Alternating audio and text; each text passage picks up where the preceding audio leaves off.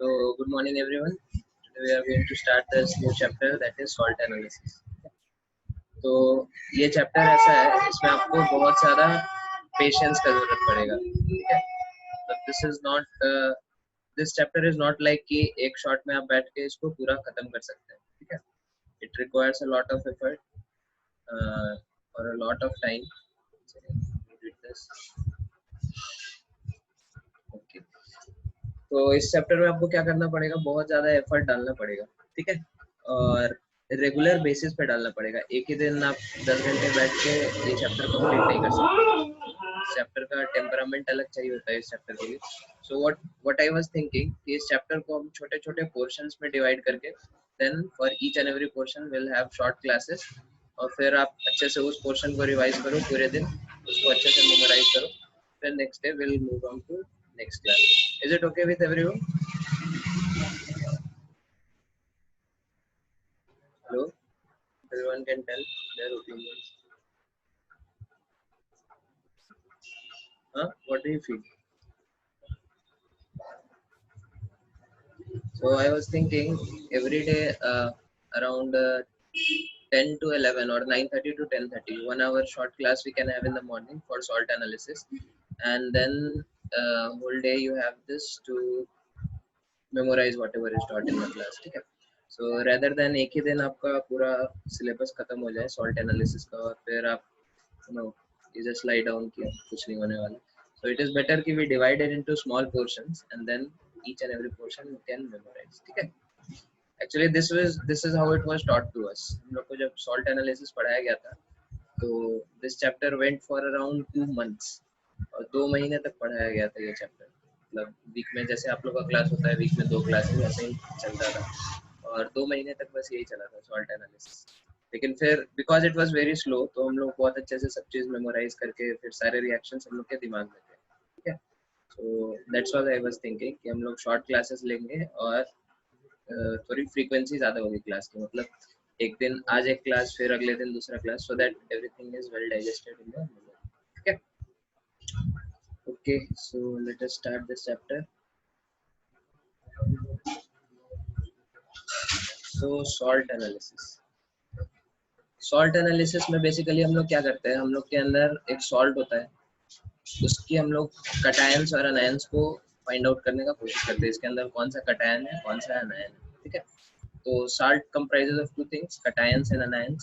cation portion जो आता है वो base से आता है, ठीक है. anionic portion कहाँ से आता है, acid से आता है. तो हम लोग पहले अनायंस के बारे में पढ़ेंगे, फिर हम लोग कैटायंस के बारे में पढ़ेंगे. तो अनायंस को हमने क्या किया, 4 कैटेगरी में क्लासिफाई किया है, ठीक है. This is not official classification. Just wait a minute.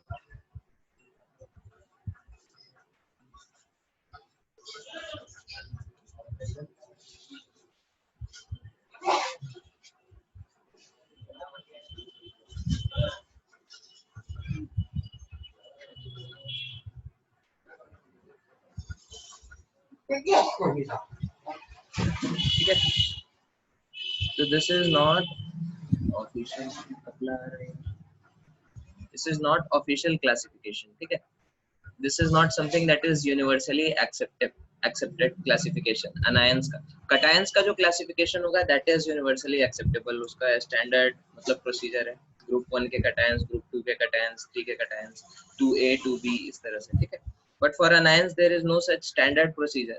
But still for sake of ease in understanding we have classified it like this. तो ये terms आपसे कभी नहीं पूछेंगे कि class A के anions बोलो, because there is no thing as class A का anions, ठीक है. Just for the sake of understanding we are classifying like this. Everyone is able to understand what I am trying to convey? Yes sir. हाँ. तो हमने क्या किया, anions को 2 category में बांटा. सबसे पहला है क्लास A और फिर है क्लास B. क्लास A में वैसे anions हैं जो जिनको आप एसिड से अगर रिएक्ट करो तो क्या करेंगे, कुछ वोलेटाइल प्रोडक्ट देंगे, ठीक है. क्लास B में वैसे कम anions हैं जो एसिड के साथ कुछ वोलेटाइल प्रोडक्ट नहीं देंगे, ठीक है. तो इस तरह से हमने क्या किया, दोनों anions को क्लासिफाई कर लिया. पहले क्लास A में वो anions जो कुछ वोलेटाइल प्रोडक्ट दे रहे हैं, और क्लास B में वो anion जो वोलेटाइल प्रोडक्ट नहीं दे रहे हैं, ठीक है. फिर क्लास ए को हमने फर्दर दो पार्ट में डिवाइड किया, ग्रुप 1 एंड ग्रुप 2। ग्रुप 1 में वो अनायंस हमने डाले जिसमें हम लोगों को बस डाइल्यूट एसिड डालने से क्या होता है, हम लोग को वोलेटाइल प्रोडक्ट मिल जाता है, ठीक है। और ग्रुप 2 में हमने उन अनायंस को डाला जिसमें हम लोग को डाइल्यूट एसिड नहीं, कॉन्सेंट्रेटेड एसिड चाहिए, ठीक है। कॉन्सेंट्रेटेड एसिड के साथ ये क्या करते हैं, वोलेटाइल प्रोडक्ट देते हैं, ठीक है। Hello, everyone is able to understand ना? बोलिए। हाँ, तो यहाँ पे फिर उन अनायंस के नाम है, ठीक है। ग्रुप 1 अनायंस मतलब वो जो वोलेटाइल प्रोडक्ट देंगे और किसके साथ देंगे, डाइल्यूट एसिड के साथ। तो उसमें आता है हमारा कार्बोनेट अनायन, बाइकार्बोनेट अनायन। एक मिनट, ये यहाँ पे टाइपिंग मिस्टेक है, आप लोग इसको करेक्ट कर लो। दिस इज SO3 2-, इसको करेक्ट कर लो, यहाँ पे लिख लो। This is not SO4 2-, this is SO3 2-, ठीक है। सल्फाइड आयन होता है हमारा इस कैटेगरी में, ठीक है। और फिर HSO4 नहीं होगा, HSO3 होगा। This is also wrong, HSO3-, ठीक है। This is bisulphide. I'll send the notes after class, so don't worry, just try to understand things, ठीक है।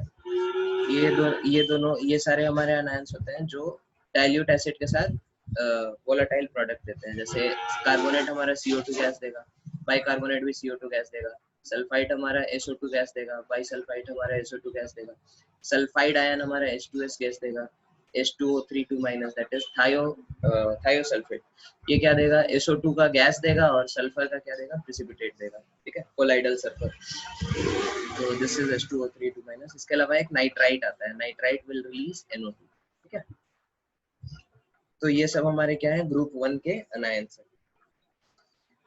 ग्रुप 2 के अनायंस कौन होंगे? ग्रुप 2 के अनायंस ऐसे हैं जो कॉन्सेंट्रेटेड H2SO4 के साथ क्या रहते हैं, वोलेटाइल प्रोडक्ट। तो इसके अंदर आपके सारे हैलाइड्स आ गए, ठीक है। तो यहाँ पे थोड़ा सा एक्सेप्शन है, Cl- के लिए HCl गैस रिलीज होता है, बाकी अनायंस के लिए, इन दोनों के लिए क्या, Br2 और I2 रिलीज होता है, ठीक है। फ्लोराइड के लिए भी HF रिलीज होता है, ठीक है। तो इसके और इसके लिए क्या होता है, हमारा हाइड्रोजन हैलाइड बनता है, और Br- और I- के लिए हेलोजन गैस रिलीज, ठीक है। एंड हाँ, नाइट्रेट आता है, फिर इसके अंदर नाइट्रेट भी NO2 गैस रिलीज करता है, ठीक है। तो आप देखो यहाँ पे नाइट्राइट भी NO2 रिलीज कर रहा है और नाइट्रेट भी रिलीज कर रहा है। तो क्वेश्चन में अगर आपको दे कि particular compound is releasing NO2 gas, तो you have to mind it there कि whether you are using dilute acid और कॉन्सेंट्रेटेड एसिड, ठीक है। डाइल्यूट एसिड के साथ अगर NO2 रिलीज हो रहा है तो that will be nitrite ion, and अगर कॉन्सेंट्रेटेड के साथ रिलीज हो रहा है that is nitrate ion. Is it clear to everybody? बोलो बोलो।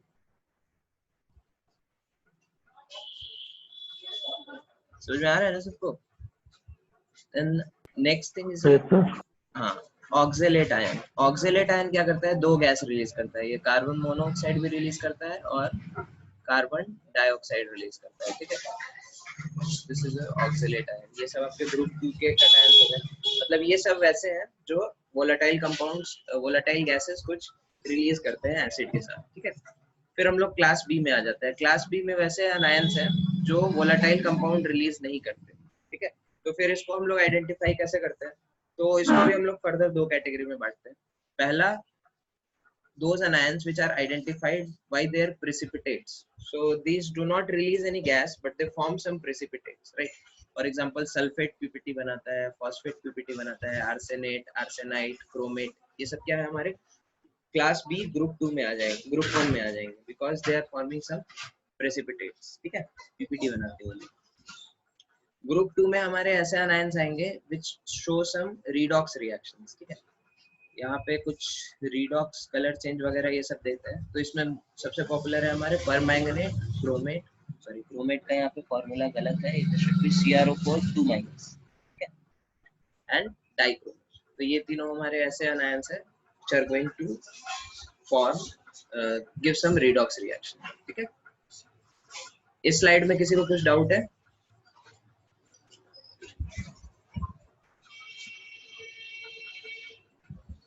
बोलो, आगे बढ़े।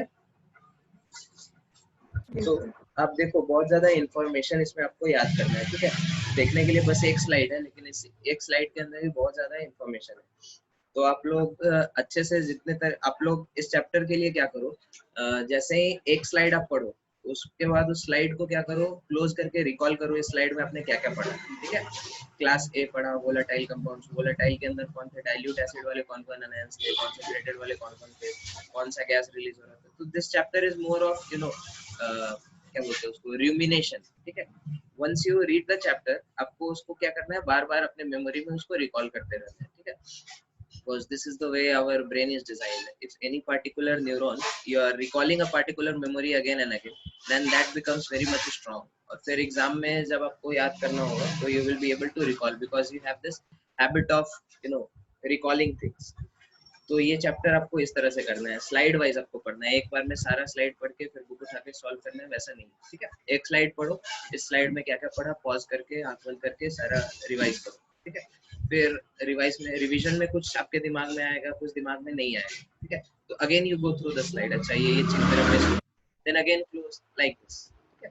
तो this is what you have to do, ठीक है। हम नेक्स्ट स्लाइड पे बढ़ते हैं।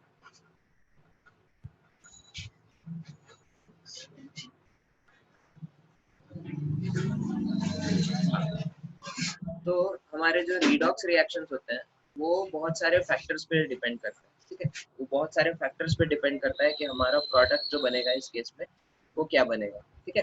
जैसे पहला फैक्टर होता है हमारा पीएच।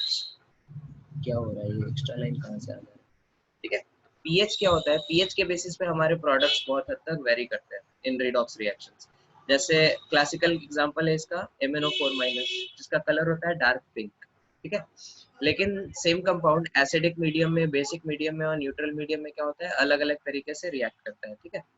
बेसिक मीडियम में बनाएगा MnO4₂-, ठीक है, which is green in colour, और ये इसकी टेंडेंसी होती है डिस्प्रोपोर्शनेट करने की into +7 and +4, that is MnO4- and MnO2, ठीक है। फिर एसिडिक मीडियम में ये Mn+2 बनाता है विच इज लाइट पिंक और colourless in colour, sometimes it is also written as buff, ठीक है। कभी-कभी वो लोग बफ लिखते हैं, बफ मतलब very light colour, light shade of pink, ठीक है। देन MnO2, तो all of us have already studied this in our stoichiometry, yeah, volumetric analysis.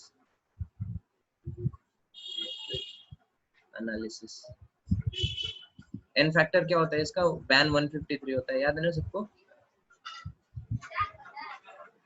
Protocol को बेसिक मीडियम में n फैक्टर 1, न्यूट्रल में n फैक्टर 3, एसिडिक में n factor 5, ठीक है। तो this is how pH decides the product of the reaction in many cases, ठीक है। Then next thing is the concentration of oxidizing agent or reducing agent. This is also a major factor that decides whether what kind of products will be formed in the redox reaction, ठीक है। जैसे यहाँ पे zinc का दो अलग अलग reaction है, अगर आप डाइल्यूट H2SO4 के साथ रिएक्ट करो तो you will get H2 gas, ठीक है। If you reacted with concentrated H2SO4, you are going to get SO2 gas. Why this difference is there? Because if the concentration of Cl- in dilute H2SO4, the sulfide concentration is very less, okay. That is why that cannot act as a powerful oxidizing agent, तो वहाँ पे बस H2 gas release होती है, ठीक है। Whereas in case of concentrated H2SO4, where there is a lot of concentration of your sulfate ions, so that can act as a oxidizing agent, ठीक है। तो यहाँ पे डिटेल में आपको मैकेनिज्म दिया है दोनों का, mechanism, how in case of dilute H2SO4 the reaction is taking place and how in the case of concentrated H2SO4 the reaction is taking place, okay. So like this. But if you are using some acid which is having in which the anion cannot act as an oxidizing agent, for example HCl, okay. In HCl is a non-oxidizing agent, non-oxidizing acid. HCl is a non-oxidizing acid, okay. There are many such non-oxidizing acids like H3PO4, okay, H3PO3. All of these are examples of non-oxidizing acids. तो इन acids के साथ अगर आप react करो zinc को, तो it doesn't matter whether it is dilute और concentrated, हर case में आपका क्या होगा, H2 gas is only going to get released. Okay. So this is non-oxidizing acid, HCl, H3PO4. ठीक है. और oxidizing acids आप पे कौन-कौन से हो गए? Someone can tell apart from H2SO4 any oxidizing acid? H2SO4 के अलावा किसी को oxidizing acid पता है कुछ? HNO3, very good. ठीक है. So like this. Oxidizing acids के presence में अगर oxidizing acid को भी अगर आप dilute solution में लो, ठीक है? So they are going to act like in dilute concentration they act like non-oxidizing acids only. ठीक है?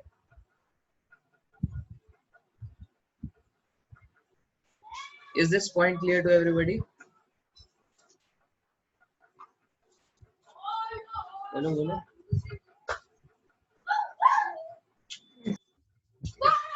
Third factor that decides the product whether the reaction is going to take place or not is temperature. Okay.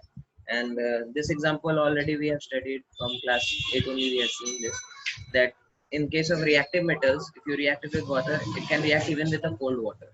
For moderately active metals, you have to put hot water. For very less reactive metals, you have to use steam.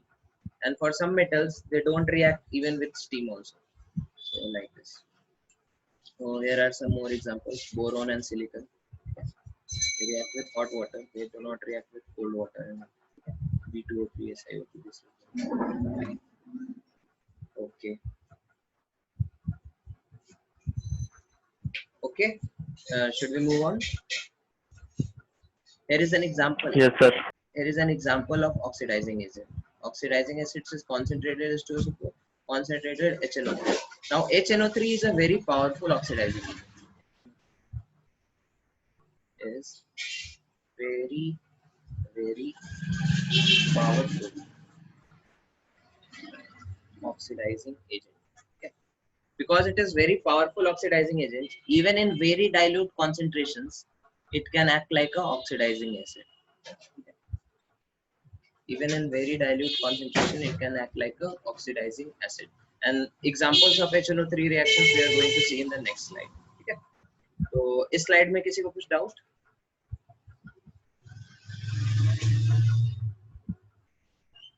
नहीं है? आगे बढ़े? चलो ठीक है. So, here are some reactions of HNO3. ठीक है? HNO3 किस तरह से react करता है? So, what I have done here, यहाँ पे अगर HNO3 के आप सारे set of reactions देखो, ठीक है? So, at the end of the day, you will have 25-30 reactions, and eventually you are going to forget everything. ठीक है? तो हमने क्या किया? सारे cases को कुछ categories में बांट दिया, so that in one shot you can remember 5-6 equations. ठीक है? तो सबसे पहला कैटेगरी है हमारा metals which are above lead in reactivity series. ठीक है? तो reactivity series सबको पता है ना? PSCB, Mazental.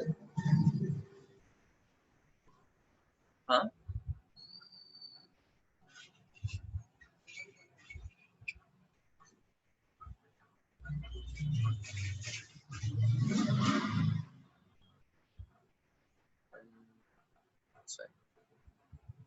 Hydrogen, copper,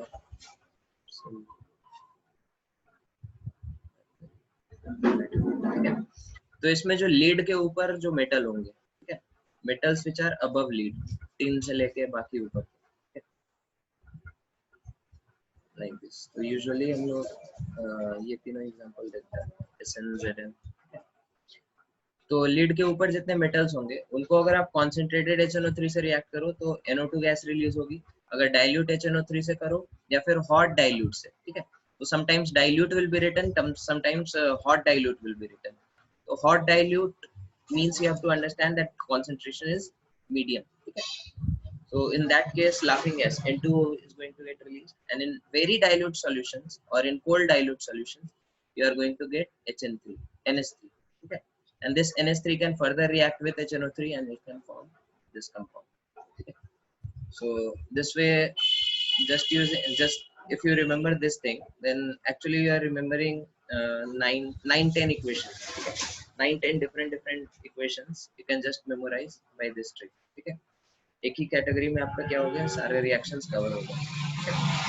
then second category is for lead and below, like copper, mercury, lead and below, इसके नीचे के जो metals, when they react with concentrated HNO3, तो concentrated में दोनों क्या कर रहा है, NO2 गैस रिलीज हो रहा है, ठीक है, like this। मीडियम में क्या हो रहा है, there is a difference, यहाँ पे N2O रिलीज हो रहा है, यहाँ पे NO गैस रिलीज हो रही है, ठीक है।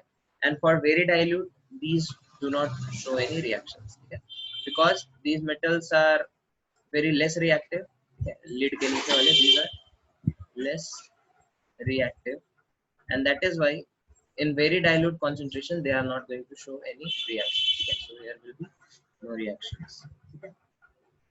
Now this is a general statement, ठीक है, इसी का एक एक्सेप्शन आ जाता है, यहाँ पे टिन का एक्सेप्शन आ गया जैसे, ठीक है, तो दिस इज ट्रू, टिन का हमारे ट्रेंड के हिसाब से क्या होना चाहिए, tin falls in this category, तो कॉन्सेंट्रेटेड में HNO2 रिलीज हुआ, डाइल्यूट में it should form N2O but it is forming HNO3, this is the exception, okay? Like this is the exception, and very dilute just like we predicted in NH4 3 NH4 okay? Another exception is magnesium and manganese, Mg and Mn, so these two in very dilute solution these are going to release hydrogen gas, ठीक है। बाकी magnesium हमारा क्या होता है, in dilute it is going to release NO, this is also an exception, Mg आपका ऊपर आता है, so it should release N2O but it is releasing NO, ठीक है, और concentrated में NO, okay? So this is the exception, second exception। Third exception is aluminum, chromium and nickel, ठीक है। So in throughout this chapter you will find a lot of reactions where these three brothers you are going to find, aluminum, chromium and iron, okay? These are three brothers, they are very very similar in their reactions, and so many times in this chapter you will find these three cations behaving in a similar way, okay? So usually they don't react with HNO3 because of the formation of oxide layer, okay? So aluminum forms a layer of Al2O3, chromium forms a layer of Cr2O3, Fe forms a layer of Fe2O3, which prevents further oxidation, okay? So that is why these three compounds do not react with HNO3, okay? This slide is clear to everyone?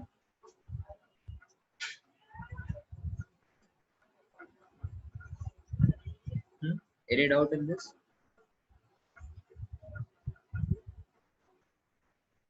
No.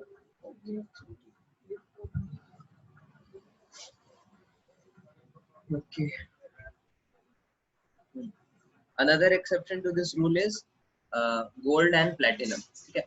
Gold and platinum are very noble metals,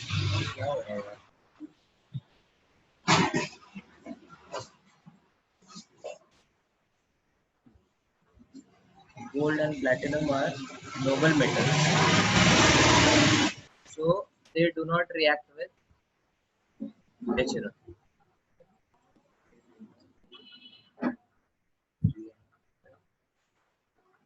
HNO3, ठीक है, तो उनको react कराने के लिए हम लोग को क्या कराना पड़ता है, we have to use royal water, aqua regia, aqua regia, what is aqua regia, last year I think JEE advanced में इससे एक मल्टी करेक्ट क्वेश्चन आया था, ठीक है, what is the colour of aqua regia, what is the cause of this yellow color, इससे related एक multi choice multi correct question आया। So aquaresia is mixture of HNO3 and HCl in the ratio of 1:3, okay? So how this reaction takes place इस यहाँ पे दिया हुआ है, this is how this reaction takes place। सबसे पहले क्लोरोरिक acid बनता है HClO4-, ठीक है, with release of NO gas। In case of platinum also similar reaction, H2PT, this is your platinic acid, chloroplatinic acid, then H2O, then what is going to happen, this this is the solution, okay? This is the solution, this is how the gold gets dissolved and the platinum gets dissolved, okay? So what is underlying reaction of this HNO3, this is your aquaresia, Aquaregia is a mixture of HNO3 and 3HCl. So both of them combine to form NOCl, which is orange yellow in color, and Cl2, which is greenish yellow in color. This is from where the question was asked last year. Okay. Why this yellow color is there? Last year. So yeah. Okay. Okay. So this was about aquaregia. Silver does not dissolve in aquaregia because it forms AgCl and it gets precipitated out. Okay. So gold and platinum are going to react, but AgCl is not going to react. Okay. Apart from this, there are other reactions of HNO3. Okay. So HNO3 is a strong oxidizing agent. तो किसी भी metal को क्या करता है, उसके highest oxidation state पे पहुंचा देता है. ठीक है. किसी भी एलिमेंट को उसके हाईएस्ट ऑक्सीडेशन स्टेट पे पहुंचा देता है. जैसे for phosphorus the highest oxidation state is +5, तो यहाँ पे +5 पे पहुंचा दिया. ठीक है. फॉर सल्फर हाईएस्ट इज +6, तो उसको +6 पे पहुंचा दिया. इसको +4, कार्बन को +4 पे पहुंचा दिया. देन आर्सेनिक एंड एंटीमनी, इसको +5, तो उसको +5 पे पहुंचा दिया. With the exception of X2. ठीक है. This is the exception. Okay. Because for X2 the highest possible oxidation state is +7. ठीक है. लेकिन यहाँ पे जो हमारा HNO3 के साथ होता है, that is your +5 oxidation state. ठीक है. This is the exception. लेकिन ये एक्सेप्शन को भी अगर हम ये रूल याद रखें, इस रूल से हमारा सारे एक्सेप्शंस कवर हो जाते हैं. ठीक है. Including this, that all of these are weak forms of oxyacids. ठीक है. So any metal, any element, sorry, any non-metal, if you are reacting it with concentrated HNO3, then it is going to form weak form of that acid. ठीक है. So there is a phosphoric acid, sulfuric acid, carbonic acid, arsenic acid. Then here it is chloric acid, or bromic acid, whatever. This is not per-bromic acid, per-chloric acid. This is chloric acid. Everyone is clear on this? किसी को इस slide में कुछ doubt है? बोलो और को. हाँ, यहाँ पे ये डिसॉल्व माय नोबेल प्राइज. ठीक है. तो एक साइंटिस्ट है, क्या नाम था उसका, समथिंग हेवी करके कुछ नाम था साइंटिस्ट का. ठीक है. तो उन्होंने क्या किया था, वर्ल्ड वॉर 2 के टाइम. ठीक है. उनको नोबेल प्राइज मिला था. तो नोबेल प्राइज गोल्ड का मिलता है. ठीक है. तो उन दिनों क्या हुआ था, वो नाजीज वगैरह जर्मन लोगों को अटैक कर रहे थे, और गोल्ड का ट्रांजैक्शन एक जगह से दूसरी जगह करना इलीगल था. So what he did, he dissolved his gold Nobel prize in aqua regia, ताकि वो सॉल्यूशन बन जाए. तो फिर सोल्जर्स आए, इनका घर चेक किया, उनको गोल्ड नहीं मिला, वो चले गए. फिर जब वर्ल्ड वॉर खत्म हुआ तो इन्होंने एक्वारेजिया से गोल्ड निकाल के फिर से अपने लिए नया मेडल बनवा लिया. So this is the story behind this aqua regia. चलो ठीक है, आगे बढ़ते हैं. There are some thermal decomposition reactions. So already most of these reactions we have seen in that class, that evening class where we took predicting inorganic reactions, right? तो अधिकतर ये reactions आपको देखे हुए होंगे, तो बहुत नया चीज आपको इसमें ज्यादा कुछ मिलेगा नहीं. ठीक है. So here are some of the, basically we are recapping what was there.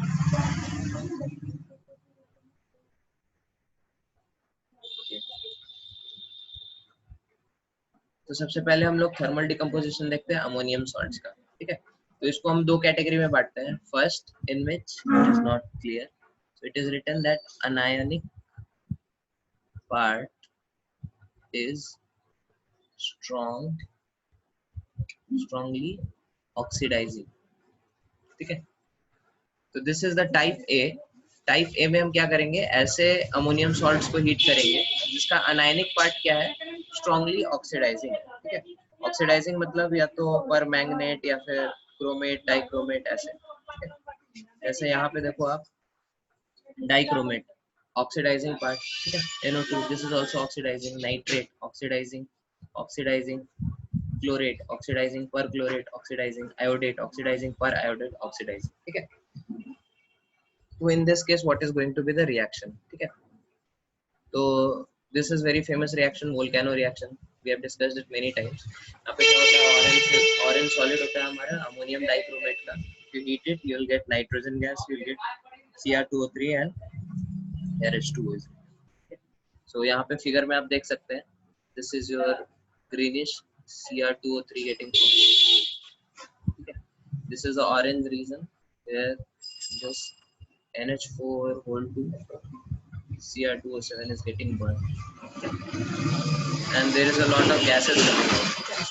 So ये आपका volcano reaction होता है. Similarly, in case of nitrite, it will be N2. In case of nitrite, it will be N2O.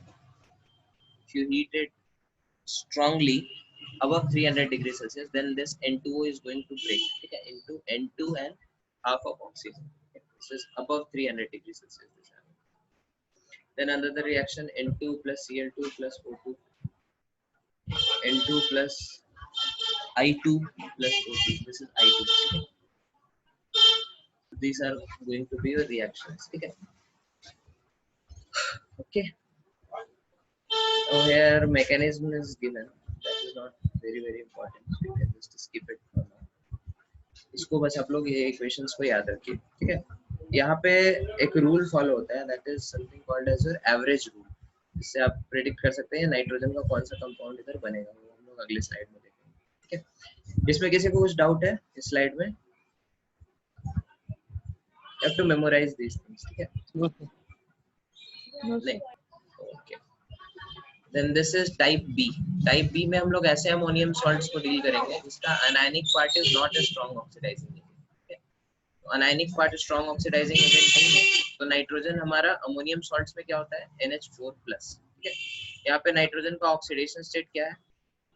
Oxidation state of nitrogen, anyone can tell? NH4+ में nitrogen का oxidation state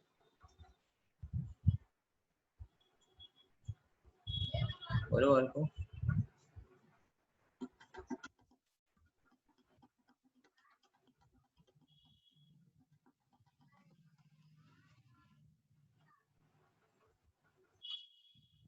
Is the oxidation state of nitrogen NH4?